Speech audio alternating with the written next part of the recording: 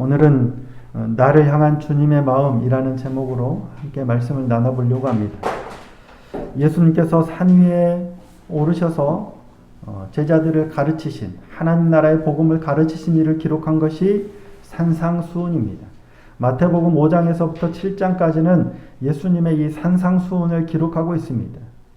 그리고 가르치심을 마치시고 산에서 내려오실 때 수많은 무리가 예수님을 따랐다라고 기록하고 있습니다.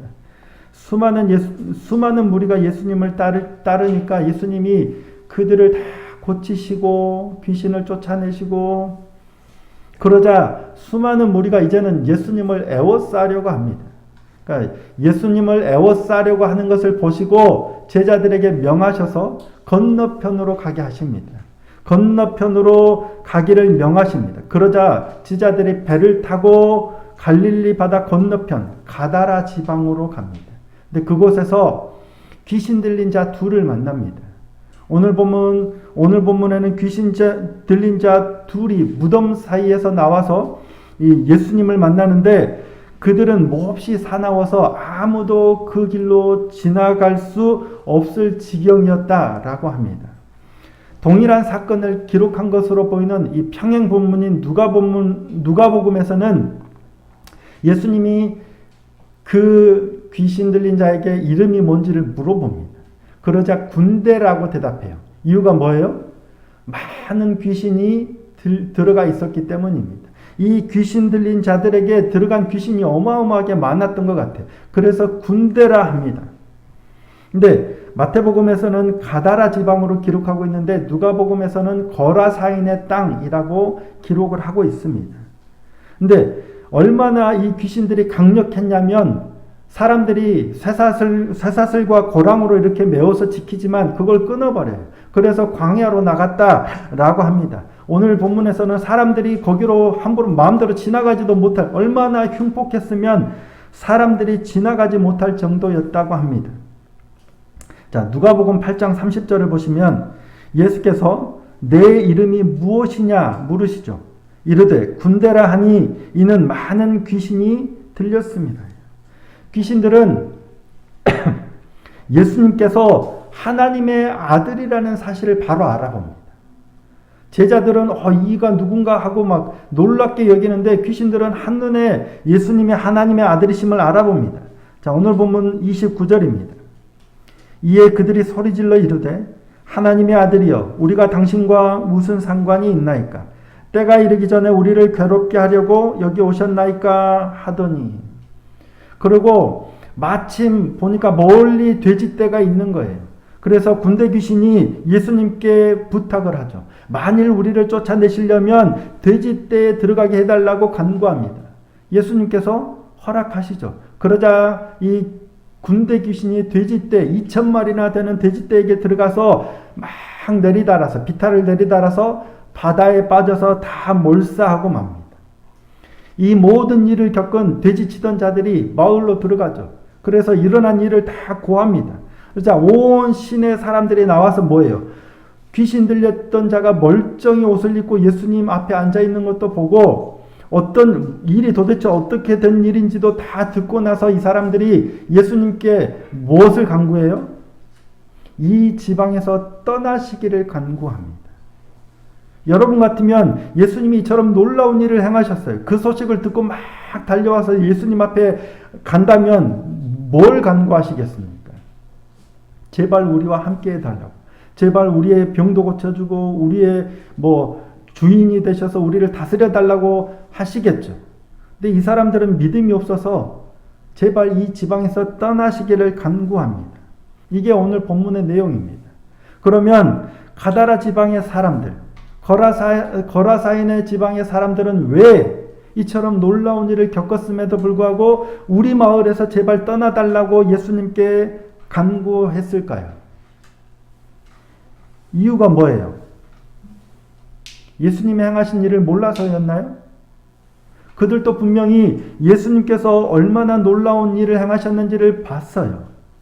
예수님께서 군대 귀신 들려서 아무도 제어할 수 없었던 사나운 귀신 들렸던 사람이 얼마나 깨끗해졌는지를 봤어요. 자, 누가복음 8장 35절입니다. 사람들이 그 이루어진 일을 보러 나와서 예수께 이르러 귀신 나간 사람이 옷을 입고 정신이 온전하여 예수의 발치에 앉아 있는 것을 보고 두려워하거늘. 아무도 제어하지 못했던 사람이 깔끔하게 옷을 입고 제정신으로 앉아 있는 모습을 보고 두려운 거예요. 오, 이분이 이런 놀라운 일을 했구나. 이 사람이 이처럼 놀라운 변화를 입었구나. 치유함을 받았구나. 보고 놀랐어요. 그럼에도 불구하고 예수님에게 떠나라고 간구한 이유가 뭐예요? 돼지떼가 죽은 것 때문이겠죠. 2,000마리나 되는 돼지떼를 잃어버린 그것 때문에 떠나라는 거예요. 또 다른 우리에게 또 다른 재물의 피해가 일어나지 않을까 그런 염려가 생겼겠죠. 그래서 아마 떠나라고 한 것 같아요. 예수님과 그들의 차이가 뭐예요? 예수님이라고 돼지떼 2,000마리가 작지는 않았겠죠. 하지만 돼지떼 2,000마리에 비하면 이 사람의 영혼에 비하면 이 사람의 생명에 비하면 돼지떼 2,000마리는 아무것도 아니에요. 예수님이 귀신들을 명하여 돼지떼에게 들어가는 걸 허락하지 않으셔도 돼요. 그냥 이 사람에게서 떠나라. 무적행으로 들어가라. 얼마든지 명하셔도 돼요. 근데 왜 하필이면 사람들의 재산, 이 돼지떼가 2,000마리나 되는 돼지떼가 손실날 그 일을 허락하셨을까요? 보여주시기 위함이겠죠. 아무리 많은 물질이라 할지라도 아무리 큰 재물이든 세상이라 할지라도 한 영혼이 그만큼 중요하다는 걸 보여주기 위함이십니다. 근데 그들은 이 사람의 생명도 중요하지만 이 영혼도 중요하지만 그보다는 자신들의 소유가 훨씬 소중한 거예요. 영혼을 향한 긍휼한 마음이 없을 때 우리도 마찬가지입니다. 우리도 이와 같아요. 크고 놀라워하지만 결국은 소유를 선택하게 됩니다. 하나님의 말씀이 그렇고 하나님의 가치가 그렇고 하나님의 나라가 그렇다는 걸 알아요. 와, 맞다 깨달아요. 그런데 결국 선택은 재물을 선택하는 거예요. 마태복음 13장 22절입니다. 자, 마태복음 13장 22절 함께 한번 읽어보겠습니다. 시작. 가시딸기에 떨어졌다는 것은 말씀을 들으나 세상의 염려와 재물의 유혹에 말씀이 막혀 결실하지 못하는 자예요. 말씀을 모르는 자가 아니에요. 말씀의 씨앗이 떨어졌어요. 말씀을 들으나 세상의 염려와 재물의 유혹에 결국 말씀이 막혀서 결실하지 못하는 자예요. 예수님의 마음은 긍휼입니다. 영혼에 대한 사랑이에요. 예수님께서 행하신 모든 일의 근거가 바로 이겁니다. 긍휼하심이에요. 불쌍히 여기는 마음입니다. 예수님께서 재물보다 훨씬 소중하게 여기는 것, 예수님이 병자를 고치시는 것, 예수님이 우리를 향하여 하신 모든 일의 근거가 우리를 불쌍히 여기는 마음이에요. 예수님께서 산에서 내려오셨을 때 예수님 앞에 나왔던 사람이 있죠. 가장 먼저 나온 사람이 누구냐면 한 나병 환자입니다. 나병 환자를 고치실 때도 그러셨어요. 한 나병 환자가 뭐라고 예수님께 간구하냐면 주여 원하시면 나를 깨끗하게 하실 수 있나이다 그러죠. 며칠 전에 우리 살펴봤잖아요. 주여 원하시면 저를 깨끗하게 하실 수 있나이다. 그러자 예수님께서 어떻게 하세요? 자, 마태복음 8장 3절입니다. 읽어보겠습니다. 시작. 예수께서 손을 내밀어 그에게 대시며 이르시되 내가 원하노니 깨끗함을 받으라 하시니 즉시 그의 나병이 깨끗하여지니라. 나병 환자는 부정한 자죠. 그래서 사람들 근처에도 오면 안 돼. 왜냐하면 그 사람에게 닿으면 나도 부정해지니까 부정한 자가 우리에게 오지 못하도록 멀리 아예 다른 데 살도록 해버려요. 근처에도 올라치면 근처에 올라고 치면 어떻게 합니까? 사람들이 막 돌을 던져요. 그래서 맞아서 뭐 상처가 나거나 심지어는 죽여도 뭐라고 할 수가 없는 거예요. 부정한 자예요.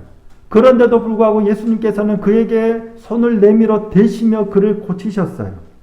얼마든지 말씀으로도 그를 고치실 수 있는데 손을 내밀어 그에게 대신 이유가 뭐예요? 그를 불쌍히 여기셨기 때문입니다.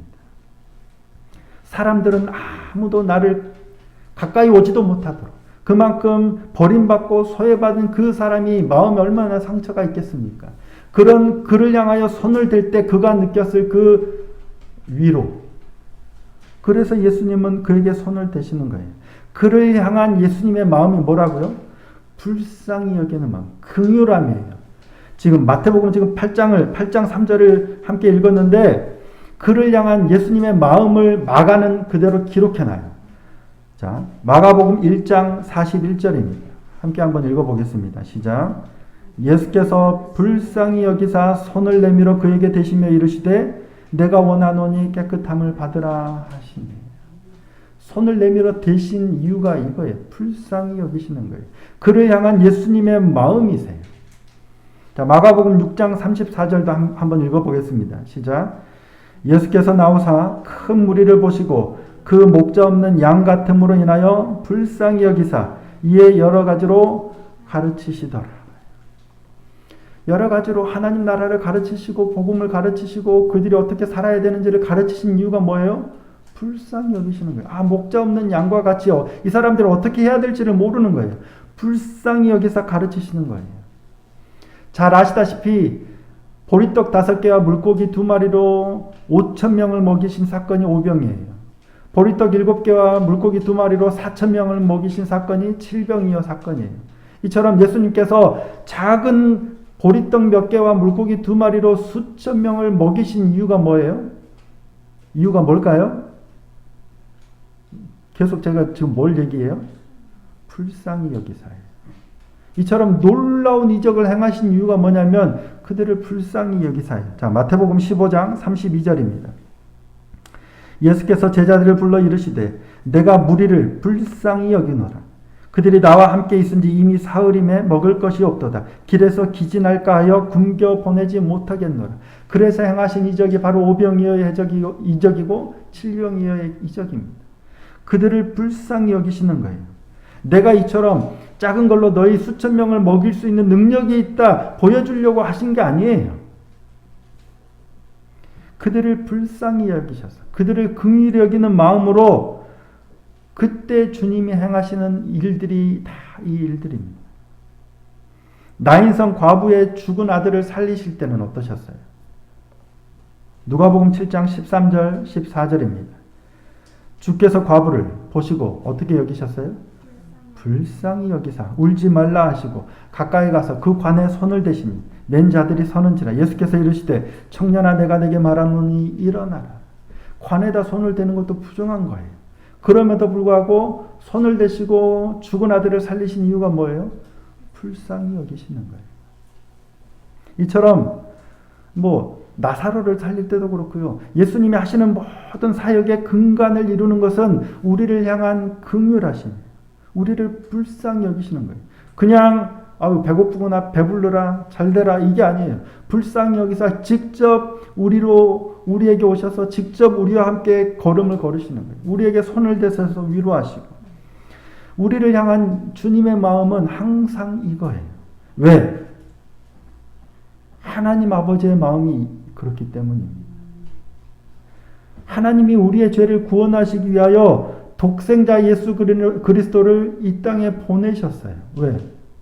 우리를 불쌍히 여기셨어요. 예수님은 하나님의 그 명령을 따라서 친히 인간의 몸을 입고 이 땅에 오셔서 십자가를 지셨어요. 우리를 불쌍히 여기셨어요. 얼마든지 말씀만으로도 우리의 죄를 깨끗하게 하실 수 있어요. 말씀만 하셔도 우리의 죄를 리셋하실 수 있어요. 그죠? 더러워진 죄인들 세상을 창조하시듯이 말씀만으로도 얼마든지 우리를 리셋하실 수 있어요. 그럼에도 불구하고 왜 이처럼 우리가 볼 때는 말도 안 되는 이런 인간의 몸을 입고 이 땅에 오시는 이 일을 왜 하시냐고요. 우리를 그렇게 생각하시기 때문이에요. 그냥 별로 사랑 안 하면 그냥 돈 1,000원 줘서 그냥 가라 할 수도 있어요. 근데 사랑하는 사람이면 데리고 와서 씻기고 옷 입히고 직접 밥도 차려주고 하는 거예요. 그게 긍휼히 여기는 마음. 그래서 손을 대시는 거예요. 그래서 손을 만지시고 베드로 장모의 열병을 고쳐주시는 겁니다. 영혼을 향한 주님의 마음입니다. 주님의 사랑입니다. 근데 문제는 오늘 우리에게 그 마음이 있는가 하는 거예요. 오늘 십자가 걸어놓고 교회라고 예배하는 우리에게 그 마음이 있는가요? 대면 예배 좋죠. 당연히 드려야죠. 할 수만 있다면. 네, 우리에게는 주님의 이 마음이 있는가요? 교회를 키우고 부흥시키면 좋죠. 그러고 싶어요, 저도. 근데 그러려고 혈안이 돼서 어떻게든 사람을 끌어모으고 어떻게든 헌금을 많이 하게 하고 그러면 그러지 않기를 원합니다. 그러고 싶은 마음이 자꾸 일어나요. 그렇죠. 교회를 개척했으니 당연히 사람들을 모아서 어떻게 교회를 바르게 세워가 볼까 고민이 돼요. 하지만 한 영혼을 향한 하나님의 마음으로 그 일을 감당하다가 이게 되어지는 거하고 그러려고 교회를 키우려고 사람을 끌어당기려고 교회를 키우려고 하는 거하고는 전혀 다른 겁니다. 오직 한 영혼을 더욱 사랑함으로 주님의 그 마음으로 그렇게 섬기는 목사가 되고 싶습니다. 그런데 이게 결코 쉽지 않은 길임을 잘 알아요. 지금은 사람이 별로 없어서 그럴 수 있을 것 같지만 사람이 모이면 저도 어떻게 변할지 모릅니다. 그걸 변질이라고 하죠. 근데 사실 사람이 별로 없다고 해서 유혹이 없는 거 아닙니다. 사람이 없으니까 한 사람이라도 더 교인이 되면 좋으니까 그 붙들고자 하는 유혹이 더 강하게 일어나는 거예요. 결국 사람이 많냐 적냐가 문제가 아니에요. 근본적으로 영혼에 대한 마음이 있느냐 없느냐지. 그리고 하나님을 향한 시선이 끊임없이 하나님을 경외하고 하나님을 섬기고 하나님을 사랑하는 마음으로 하는 거여야지 하나님으로부터 뭔가를 얻어내려고 하는 마음이면 불가능합니다. 사람들이 좀 모이면 그때는 잘할까? 어림없습니다. 지금부터 꾸준히 이게 계속 훈련이 되지 않으면 불을 보듯 뻔한 거죠. 사람들이 좀 모이면 어떨까요? 사람들이 예수님을 애워싸려고 합니다. 예수님이 왜 명하셨어요? 건너편으로 가기를 명령하신 거예요. 왜? 그냥 야 건너편으로 좀 가라 이게 아예 가라고 강하게 명령하신 거예요. 건너편은 갈릴리 바다 건너편이지만 사람들이 나를 애워싸려고 하는 곳으로부터 떨어지는 거예요. 사람들이 나를 왕으로 삼으려고 하는 거기로부터 떨어지는 거예요. 예수님께서 오병이어를 향하셨을 때 사람들이 억지로 붙들어 임금 삼으려고 했다고 그러죠. 그걸 아시고 산으로 홀로 가셔서 다시 기도하신 거잖아요. 사람들이 애워싸려고 할 때 어떨까요? 만약에 설교도 엄청 잘해가지고 막 사람들이 막 애워싸면 취해서 이렇게 내가 이렇게 잘하는구나. 교만하진 않더라도 나도 모르게 어느 순간 그 자리에 머무르면 왕노릇 하게 되는 거예요. 그러려고 한 건 아니에요. 하나님 내가 왕노릇 하려고 한 거 아니잖아요. 하지만 나도 모르게 그렇게 돼버리는 거예요. 나는 원하지 않는데 사람들이 막 몰려들어서 나를 애워싼 거예요. 내가 그러라고 시킨 것도 아니잖아요가 아니에요. 내가 깨어서 건너편으로 가지 않으면 그렇게 되는 거예요. 충격적인 얘기지만 어떤 교회는 담임 목사님한테 서류를 올려드릴 때 그런답니다. 한쪽 다리 무릎하고 한쪽 무릎 꿇고 이렇게 드린답니다. 이렇게. 부교육자가. 뭡니까? 그거는 충격적인 일인데 그런 일들이 꼭 거기만 있을까요? 내가 지금 깨어있지 않으면 내가 그렇게 될지는 아무도 장담할 수 없는 겁니다. 이런 일들이 있을 때 사람들이 애워싸려 할 때 사람들이 나를 칭찬할 때 어떻게 내 시선이 언제나 내가 아닌 그들이 아닌 하나님께로 향해야 되는 겁니다. 제9시 기도 시간에 베드로와 요한이 성전으로 기도하러 올라갑니다. 그때 성전 미문에 날 때부터 걷지 못하는 사람이 있어요. 보니까 그를 고쳐야 되겠는데 은과 금은 내게 없지만 내게 있는 것으로 내게 주노니 뭐예요? 곧 예수의 이름으로 일어나 걸으라 하고 손을 잡아 일으키니까 그가 막 걷고 뛰면서 찬양하면서 그들 따라 성전으로 들어가면서 하나님을 찬양합니다. 그 모습을 보고 사람들이 나와서 베드로와 요한을 주목합니다. 이 사람들이 하나님의 능력이 있나? 이 사람들 어떻게 이 일을 하지? 어떻게 나면서부터 걷지 못하던 자를 놀라운 눈으로 베드로와 요한을 주목합니다. 그때 베드로와 요한이 뭐라고 합니까? 사도행전 3장 11절 12절입니다. 자, 함께 한번 읽어보겠습니다. 시작. 나은 사람이 베드로와 요한을 붙잡으니 모든 백성이 크게 놀라며 달려나가 솔로몬의 행각이라 불리우는 행각에 모이거늘 베드로가 이것을 보고 백성에게 말하되 이스라엘 사람들아 이 일을 왜 놀랍게 여기느냐 우리 개인의 권능과 경건으로 이 사람을 걷게 한 것처럼 왜 우리를 주목하느냐. 우리 아니라는 거예요. 나 아무것도 한 거 없어. 우리 주목하지 마. 누구를 주목해? 하나님을 봐라. 하나님이 하셨다고. 너희가 십자가에 못 박은 예수가 이렇게 그의 이름이 이렇게 하셨다고. 항상 이렇게 시선을 주님께로 돌려야 되는 거예요. 내 시선도 주님께 가야 되지만 사람들의 나를 에워싸는 사람들의 시선도 계속 주님께로 돌려야 돼요. 관심을 돌려야 돼. 영광을 그게 주님께 돌리는 거예요. 안 그러면 나도 모르게 사람들이 다가오면 그렇지 않으면 내가 어느 순간 왕노릇하고 있는 겁니다. 그 시선을 취할 때가 많아요. 아니다고 나는 내가 한 거 아니라고 하면서 하나님께서 하셨다고 하지만 어느 순간 내가 기도해서 이렇게 된 거 아니냐. 내가 이처럼 전도해서 이렇게 된 거 아니냐. 내가 커피 쏟아가면서 수십 년 동안 해서 교회가 이렇게 된 거 아니냐. 어느 순간 나도 모르게 내가 한 게 돼버리는 거예요. 하나님께서 하셨다고 하면서도 내가 얼마나 피땀 흘려서 내가 얼마나 잠도 안 자고 그렇게 말씀과 기도를 통해서 이렇게 해서 내가가 돼버리는 거예요. 교회를 이 정도 키웠으면 이 정도는 누려도 되는 거 아니냐. 이 정도 성도가 이 정도면 집은 좀 이 정도 평수는 살아야 되는 거 아니냐. 성도가 이 정도면 차는 이 정도는 좀 끌어도 되는 거 아니냐.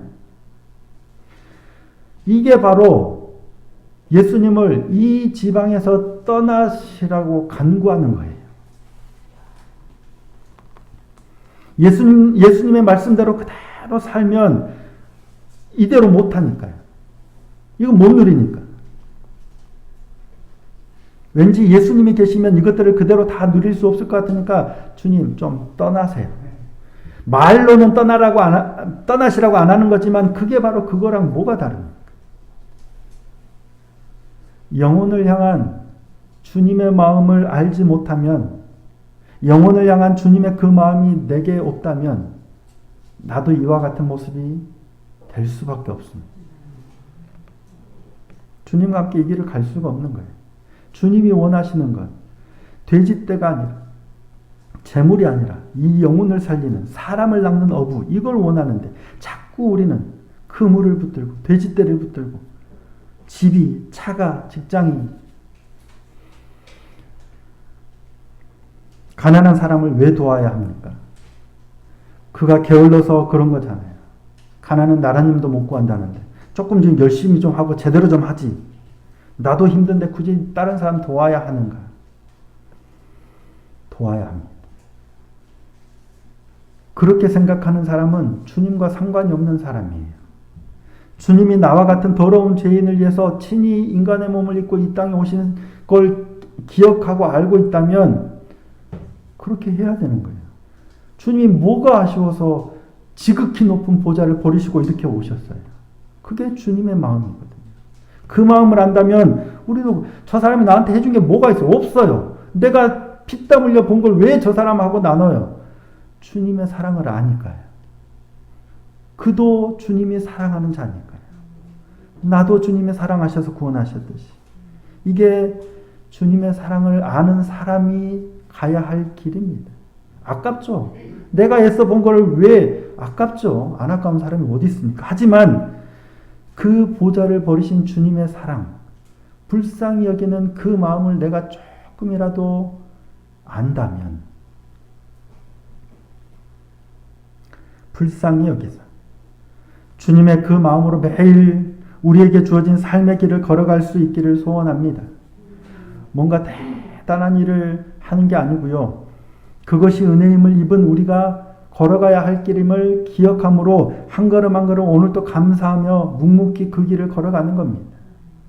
내 거 안 아까운 사람 없고 안 아쉬운 사람 없어요. 내가 수십 년 동안 만약에 피땀 흘려 섬겨서 교회가 성장했는데 그거 안 아까운 사람이 어디 있겠어요. 그럼에도 불구하고 내 게 아니라 하나님 것임을 기억하고 하나님께 영광을 돌리고 이걸 버리는 거예요.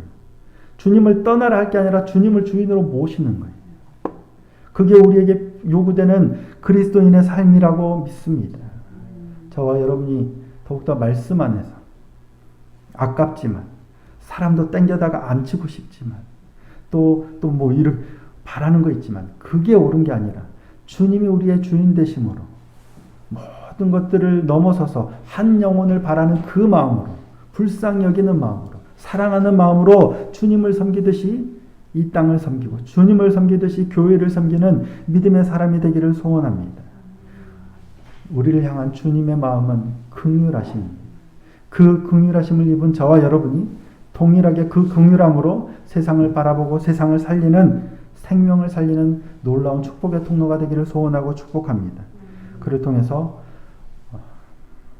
땅에 떨어버린 교회의 명예와 역할이 다시금 회복되는 우리 말씀의 빛교회 성도들이 될 수 있기를 예수님의 이름으로 축복합니다.